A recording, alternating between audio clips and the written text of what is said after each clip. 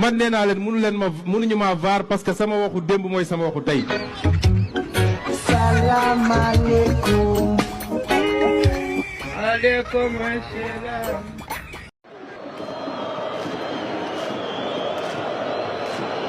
Macky Sall defe naa dafa gëmul yàlla moom ci boppam. ragal yàlla mooy ñàkk a teg sa tànk Sweet Beauté loolu mooy ragal yàlla dëgg. man ba may nekk gone ba fii ma toll nii. ma ànd ak ay jàngoro. yoo xam ne dafa laaj faju. Adji Sarr dafa mën a faj. moo ma jaaxal na. taxaw Jeune Afrique nekk fa wala monde diplomatique wala nu mu tudd RFI soit ñoom dinañu génn wala man duma fa bokk parce que man tubaab ëpp ma ful la. décision boobu nga jël fi mu toll. man nii moom laa jël. Bonjour et bienvenue sur France 24 et sur Radio France Internationale. Notre invité aujourd'hui est Ousmane Sonko. gaare oto bi ma duggoon sécurité bi di ko gaare moom mu jël oto bi ma duggoon moom bi ma njëkk a dugg dem gaare fu gën a sori parce que amuloon place daal di ñëw ci manifestation est-ce que xam ngeen lu ñu def parce que jàppoon nañ ni oto boobu ci lay duggaat dañoo dem ñeenti roue oto bi bu nekk dañoo dem dévisser ñetti écrou yi ci ñeent yi génne ko ñaari écrou yi des ci pneu bu nekk dévisser nañ ko ba muy lang.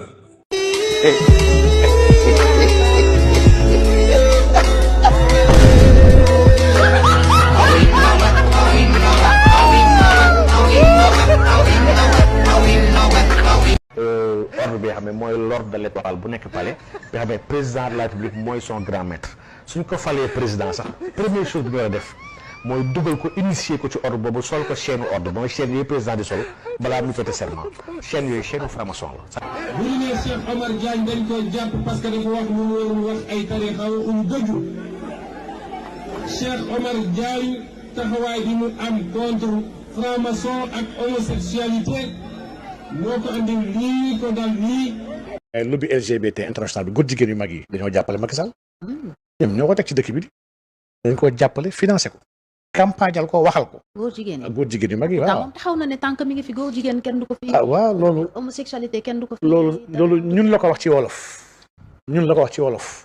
waaye ba Obama taxawee ci kanamam. waxu ko loolu daf ko ne le Sénégal n'est pas encore prêt.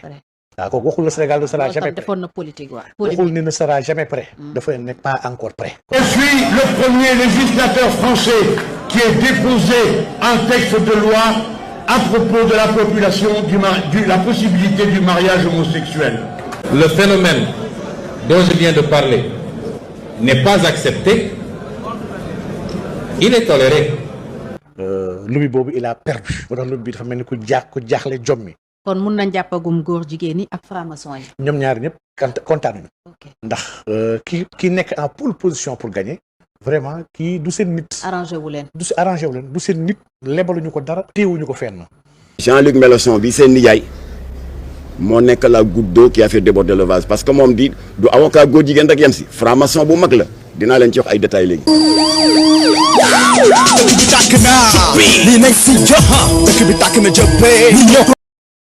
dafay yàgg ñun ñoo bëggoon lu tax nit ñi gën a bañ Macky Sall. ñu jébbalu si leen waaw politique ko 2019. xam nga man mi daan naa wax si campagne bii. ni ko wote bulletin Macky Sall wote nga bulletin góor jigéen.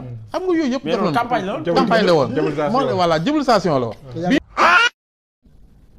beneen bi mooy gis nga affaire rapport Covid bii nga xamante ñi ngi wax 1000 milliards du dëgg. dafay yàgg ñun ñoo bëggoon lu tax nit ñi gën a bañ Macky Sall. bilaay Sénégal gii lii lañ koy bàyyi ñuy duul ci kaw nit ñi taxale lekk ñu bàyyi leen. jullit du fen bi ci gën a yéeme nag mooy fenu xayal jëneer di fen ba ca topp mooy fen woote ba ca topp mooy def dara ba pare fen pour défendre sa bopp te yaa ko def ba ca topp mooy fenu fayu dañ laa wax loo xam ne lii naqari na la nga bëgg a tuumaal waa ji ci lu mu defoo. ñu naan caisse noire xam ngeen caisse noire. caisse noire suñu programme la wax de suñu programme su dee ñun ñoo am majorité assemblée. caisse noire nga jël 17 milliards voteel ko benn nit ne ko nag kenn du la contrôler yaa ko moom bu la neexee dugalal ci benn néeg sotti pétrole taal kenn du ci wax dara nga def ko ci ay sac di wër Sénégal di jënd nit ñi di joxe gauche droite pour ñu voter la wala di jënd ay journalistes pour ñu waxal la ñun dañu ne suñu jëlee réew mi waaye balaa loolu bu ngeen ñu joxee majorité assemblée caisse noire dootul am Sénégal. dañ foo xam ne fi mu ne nii adduna bi ku fi am ay ressources naturelles am nga pétrole am nga gaz am nga or am nga zircon am nga lu ne ba pare oyof signature lu may wax oyof signature mooy lu gars yi bëgg nga signé leen loo bëgg ñu lebal la ko ñoom seen yoon newul parce qu'ils savent qu'ils vont se faire rembourser avec les intérêts problème bi newul foofu suñu financement ça ne doit pas être porté par l'endettement.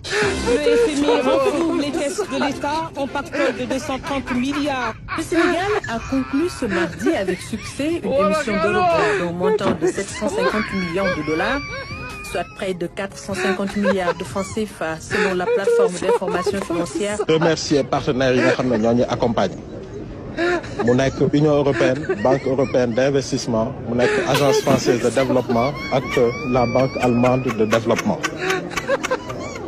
Remercier leen ndax tey projet bi ñoom dugal nañ ci lu ëpp ñaar téeméeri milliards ci suñuy koppar. Sénégal et le FMI ont conclu un accord pour la mise en œuvre du programme 2023-2026 d'un montant de 1150 milliards de francs CFA. Pour la première revue concluante, notre pays a pu bénéficier d'un financement de 169 milliards de francs CFA. ñi nga àndal li ngeen di jël suñu réew di ko tayle ci tubaabu FMI ak Banque mondiale te FMI ak Banque mondiale musuñu développé benn réew monsieur le ministre Moustapha Ba mu ngi toog fii mënul joxe benn réew. benn misaal benn réew boo xam ne FMI ak Banque mondiale moo ko développé ça n'existe pas réew yi ñu woowee réew émergent yépp ñoom dañoo xàll seen yoonu bopp. The referee delays the game. Le FMI renfloue les caisses de l'État en pactole de 230 milliards attendu d'ici mi-juillet, annonce le chef de mission du Fonds monétaire international à Dakar. Une délégation de l'institution financière séjourne dans notre capitale depuis le 6 juin dernier. Aujourd'hui aussi, c'est un autre jour. Le monde part en couille.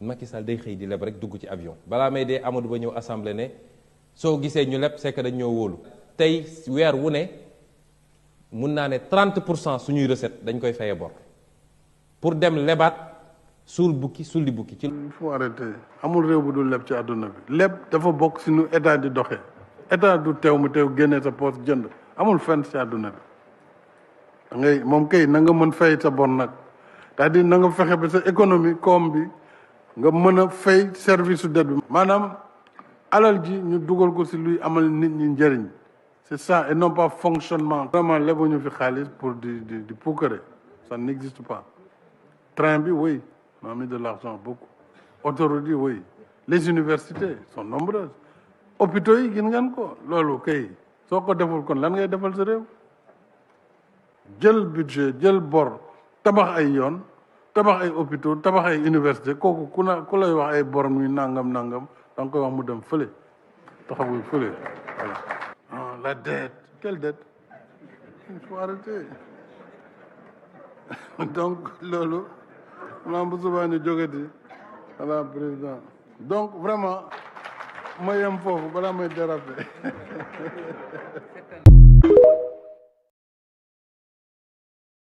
pétrole bi dama def ay loi yu ko encadré bi ci jiitu mooy loi sur le contenu local maanaam lépp lu ñuy def mu jëm ci pétrole xam nga nag du yëfu caaxaan activité buñ ciy def bu ne am na loo xam ne ala kulliyaalin waa Sénégal ñoo koy def léeg-léeg lenn li xaaj bi lay doon lenn li téeméer boo jël juróom-ñaar fukk yi waa Sénégal ñoo koy def léeg-léeg téeméer boo jël ñaar fukk ak juróom parce que mu ngi dépendre ci technologie ak xarañte bi nga xam ne foofu la métier bi toll. leneen li pétrole bi di indi mooy dootuñu jéggaani pétrole ci bitim réew déjà suñu facture pétrolière mu ngi toll tey presque si boo koy xool ëpp na 600 milliards at bu ne kon loolu bu fekkee génnee toogu dafay changer sa économie réew voilà sa carte d'identité réew day daal di dem feneen même boo bëggee dem lebi la nga doon fay dootoo ko fay ndax xam nañ ne yow réew mu am ginnaaw nga am nga ay ressources ci biir suuf si économie bi gën a jëm kanam donc loolu yëpp day indi retombée waaye pétrole bi dañ koy def aussi ci budget bi totalement pour mu am traçabilité loolu mooy loi beneen loi bi ma jëloon muy loi bi nga xam ne mooy saytu nan la ñuy gérer comme bi génne ci pétrole bi ak gaz bi nga xam ne lépp dañ koy dugal ci budget bi d'abord ba mu leer après ñu dindi pàcc téeméer bu nekk fukk yi pour génération yi war a ñëw ëllëg ci benn fonds boo xam ne fonds boobu tam dañ koy gérer at mu ne mu dem assemblée nationale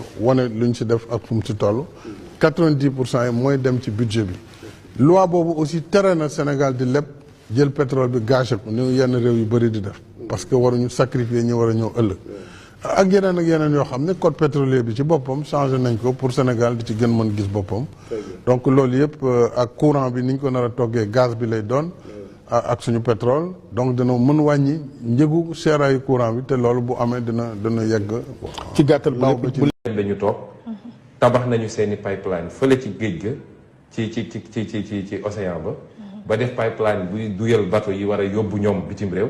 commencé nañoo yuqi. defar nañu pipeline ma foog ne dañoo trouvé exploité guñ. dama ne la tabax nañu pipeline yi ba pare ba li war a yebal bateau duyal bateau yi yóbbu ñoom nga xam ne ñun Sénégal maa ngi yow fi ñu toog du ñu xam ci géej ga la ñuy taxaw ñu duyal leen ñu dem ak pipeline bi war a andi biir réew mi lépp defar nañ ko ba pare te amul sénégalais bu la mën a wax tey suñu pétrole nu mu demee. luñ ciy am luñ ciy gagné ak yu demee noonu.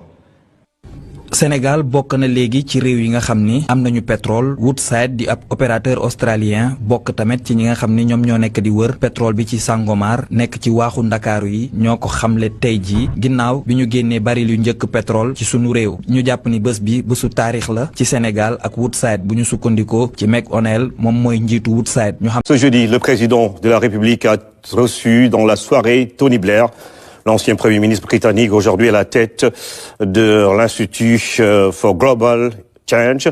Il s'est dit honoré de rencontrer le chef de l'État et de découvrir sa vision. Les échanges ont permis de poser les jalons d'une collaboration avec le gouvernement sénégalais.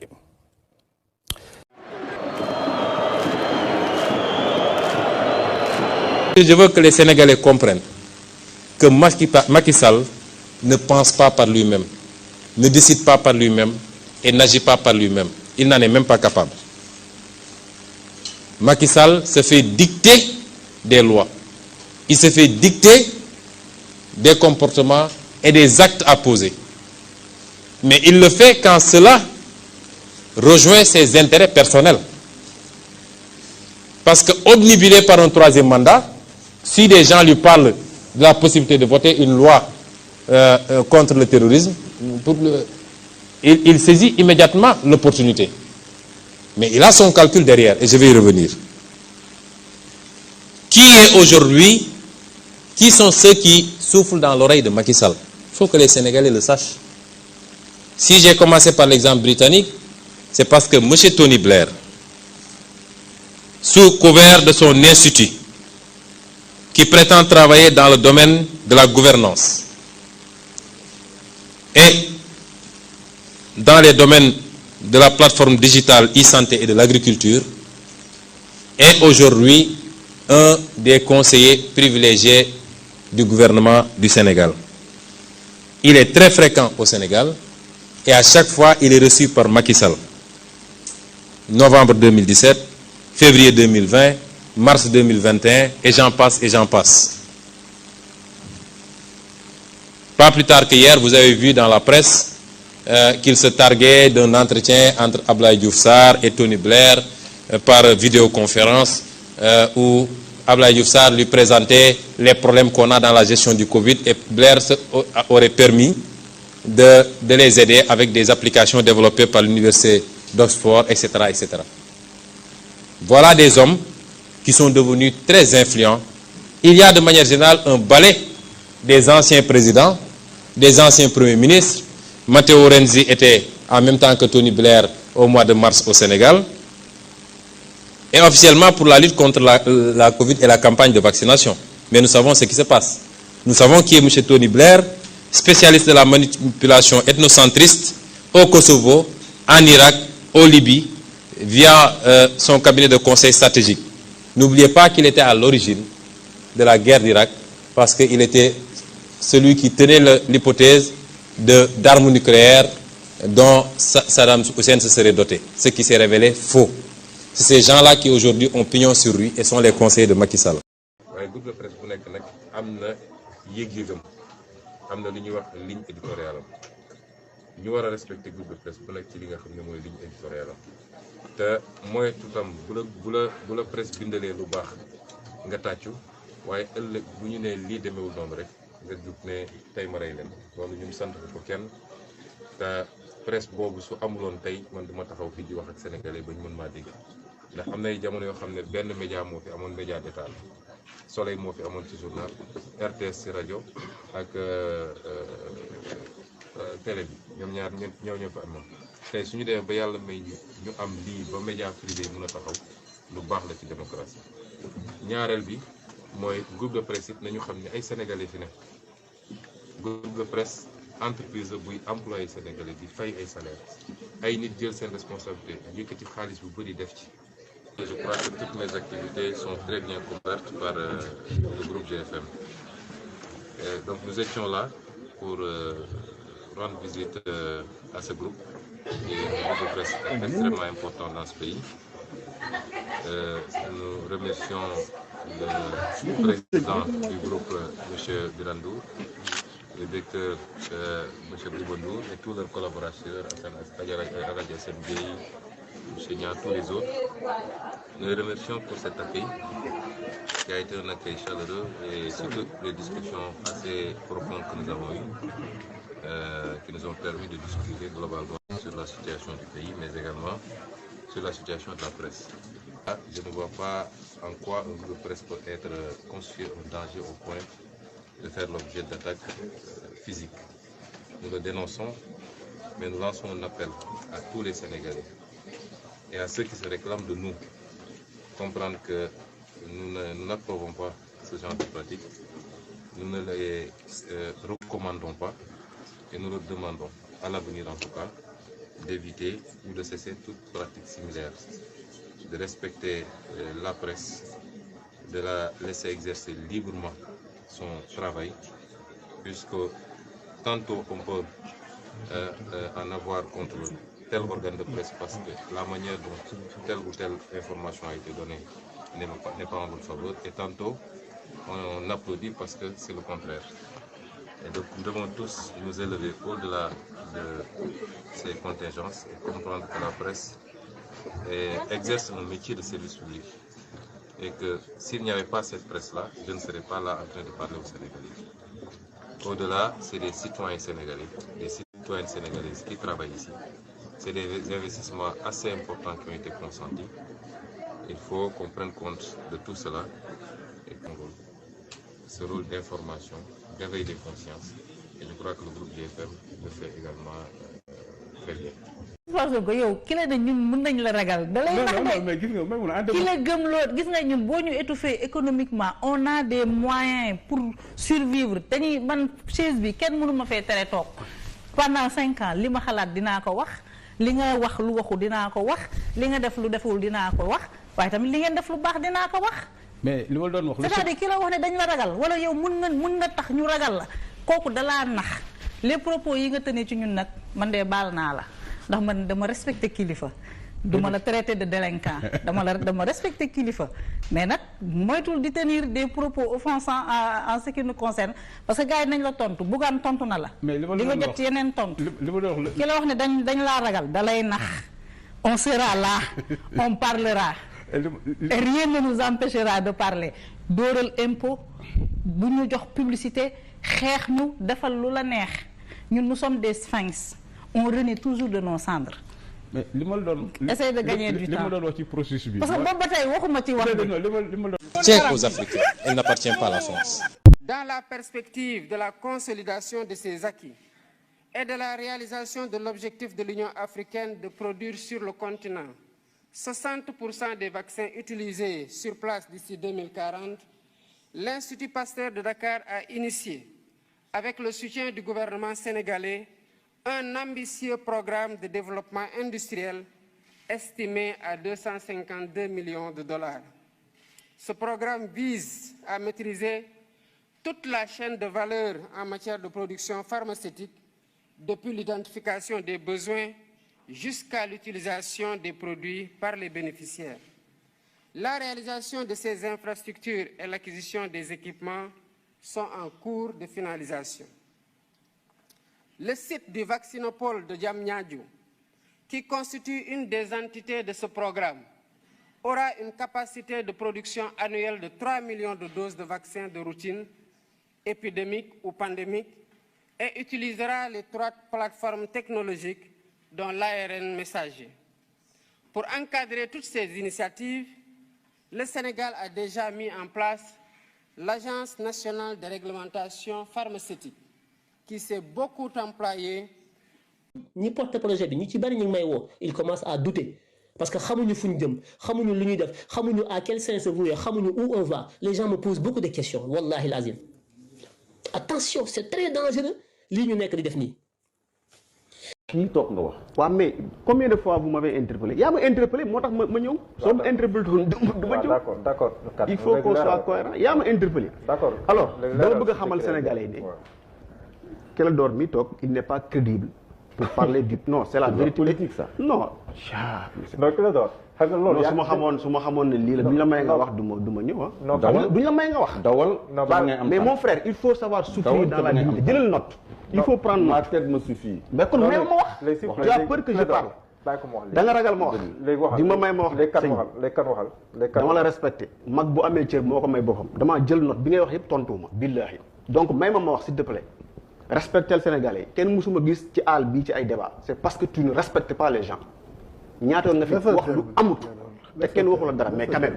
mais vraiment. moom kay bàyyi nañ ko moom moo nekk di wax leneen. non kan wax dëgg yàlla kenn xuróowul yaay xuróo. alors dama bëgg a wax Sénégalais. voilà ne kii toog il n'est pas crédible pour parler ci pétrole bi parce que tout le temps dafay wax loo xamante ni amul. et je vais le démontrer boo fàttalikoo ay jamono am na benn journaliste bu la oo je vais aller très loin un certain Abdoulaye Cissé de TFM toog ak ki nga xamante ni moom mooy directeur de la communication et des relations publiques de Petrosen Bachir Dramé ñu woo la parce que tout simplement da nga doon wax ne Sénégal boo ñëwee fee à Diamniadio booy génn Diamniadio di nga ko gis la base de Petrosen am na puits de pétrole bu ñu fay exploiter Sénégal yi yëguñu yow yaa ko wax. Alors bi loolu amee. yoo xam nga DN15. jëlal note mon frère mais jëlal note. mais da ngay continuer rek continuer rek non même bu la interpréter continuer rek. mais kii. non mais da ngay continuer rek maa ngi soo comprendre lu tax les gens di bugguñ dawaat ak moom ah. non demal continuer da ngay continuer c'est compliqué. vous étiez à Diamniadio. mais jëlal note. tu vas souffrir ah. tu vas souffrir mais nag grand yow il faut nga gérer ay ngeen a jom tamit de mi ngi lay dagg de foofu mi ngi lay xaw a gañe foofu tamit de. non moom war na weesu continuer rek moom waroon na weesu. parce que moom dama dagaate sànq. voilà continuer rek. alors sànq dama doon dagaate. c'est intéressant ñu ngi jàng waaw. non comprendre naa stratégie. waaw mën nga ko raisonnement yaa ngi woon foog nga kàcc nga la juy. yàgg nga toog team télévision yi. Diamniadio di wax lu bëri loo xam dara amu ci. yàgg nga wax ne. Sénégalais yi non yàgg nga wax ne Sénégalais yi. Macky Sall ak état du Sénégal boo leen demee Diamniadio am na fa un puits de pétrole ñu ngi koy exploiter di ko yóbbu bitim réew te yëgu leen te yëgu leen ko. j'ai jamais dit exploiter di yóbbu bitim réew. ah vous mettez de l'eau dans votre vin. déedéet génneel samay propos man j'assume tout ce que je dis. alors waxuma Diamniadio dañ koy exploiter. mais Mohamed. Diamniadio dañ ko commencé exploiter depuis 1960. mais Mohamed defaral sa débat bi depuis 1960. on perd du temps defaral sa débat bi bu bàyyi ma wax.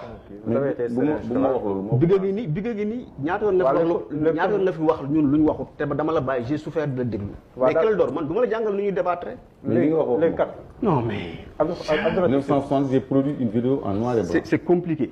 fu mu nekk leen fii Diamniadio c'est clair ça. léegi Latif demal bàyyi ko mu wax s'il vous plaît Clédor Latif demal waaw Diamniadio alors mu yàgg taxaw ne ñu ngi am na fa teenu pétrole. DN15 ça s'appelle. Sénégalais yi xamuñ ci dara état bi da koy nëbb xam nga man ay tur laay joxe te ci télévision laa nekk Sénégalais laay waxal Abdoulaye Cissé bu TFM ak Bachir Dramé qui a voix au chapitre dans ce domaine ndax quand même mi ngi ci biir ñu woo ko bi ñu ko woowee Bachir na ko mais attends mais Clédor j'ai beaucoup de respect pour toi mais yow li ngay wax nii man dama xamul foo ko jëlee parce que man maa ngi ci secteur bi te mënuma ne ci secteur bi am fi ay responsabilité te lii yëguma ko te tout le temps damay dem à Diamniadio mu ne ko léegi alors ce qu'on va faire mooy dama lay andil je vais vous envoyer une voiture ak chauffeur ngeen ñëw ngeen ànd comme ça nga won ma yow li ngay wax fan la nekk parce que man gisuma li ngay wax xam nga lu mu ko ci tegal ok rappelle-moi ci kanam en attendant li may wax ni mënoo ko teggi j'ai donné des noms laa joxe j'ai donné des noms en attendant ma waxtaan ak sama staff bi muy wax effectivement tuuma yooyu waxul staff il n'a pas convoqué de staff alors comme kay acculé na ko mu ne ko en attendant ma waxtaan ak sama staff bi mu ko woowaatee démb ba tey ba sànq mu koy wone muy sonné dans le vide jëlut loolu nga wax ay kàcc la amul moo tax bu nekk pas crédible. non non non non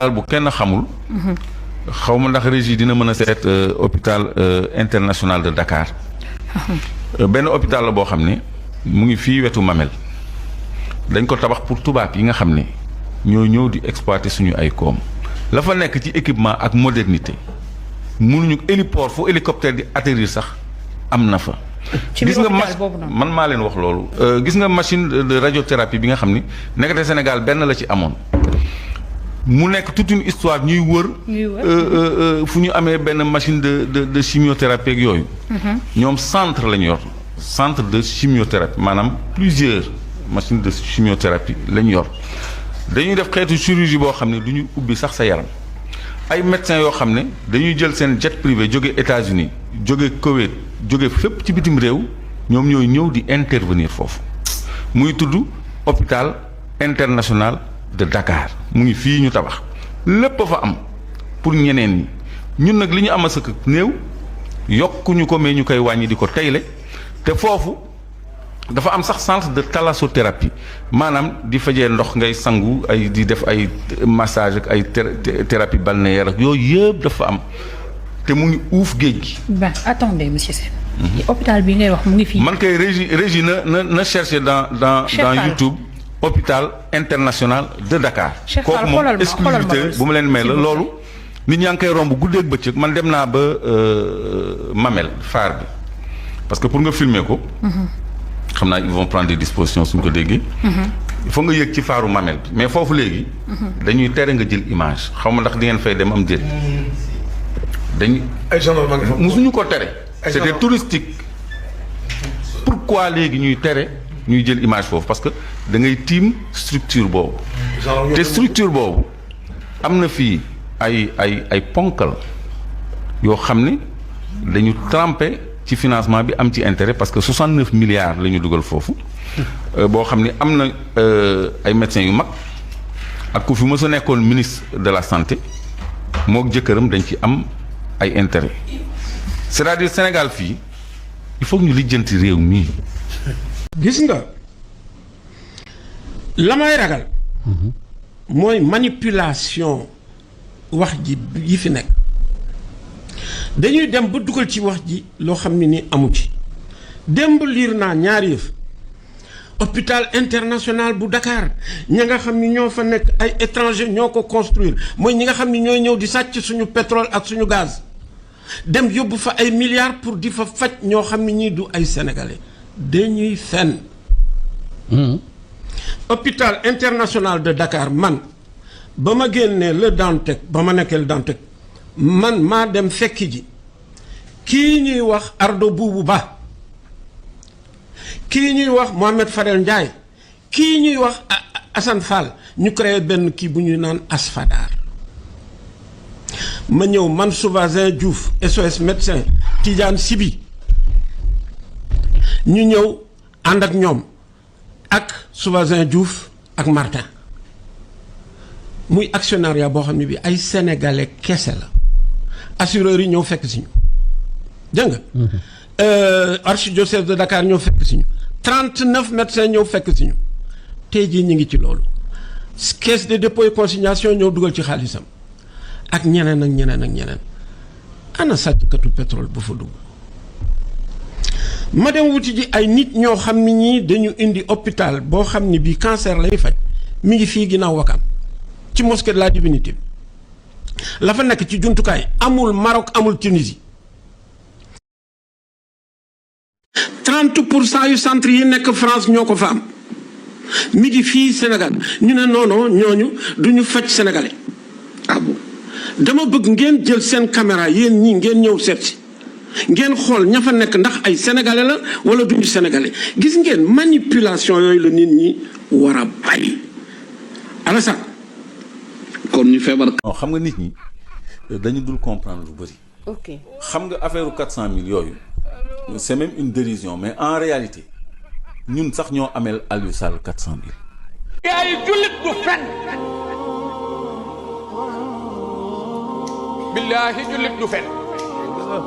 yonent bi toog nañu koy laaj moo ndax jullit dina jël lu mu moomul mu ni léeg-léeg moo ndax jullit dina faat waxtu mu ni léeg-léeg moo ndax jullit dina fen rek mu jóg wallahi jullit du fen jullit du fen jullit du fen Babacar ne day wax ba mu yàgg ñu di ko téye defee ni dina daanu ci suñu kaw mu naan jullit du fen jullit du fen Babacar ne ñu dem ba naan yaa lay tawoo sakata ak a neexoon mu noppi mu naan jullit du fen ba yàgg mu ñàkk tooy xat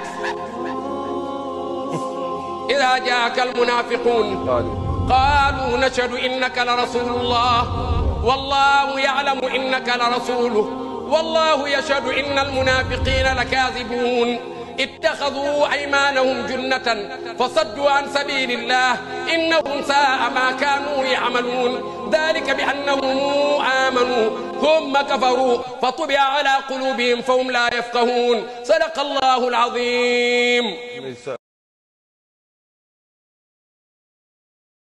tax ku yaakaar ni bu ñu gañee ba pare ay séddoo la ay maa fi nekkoon ay sama wàll ndax nga sa bopp de je vous jure que du fi amee de Idriss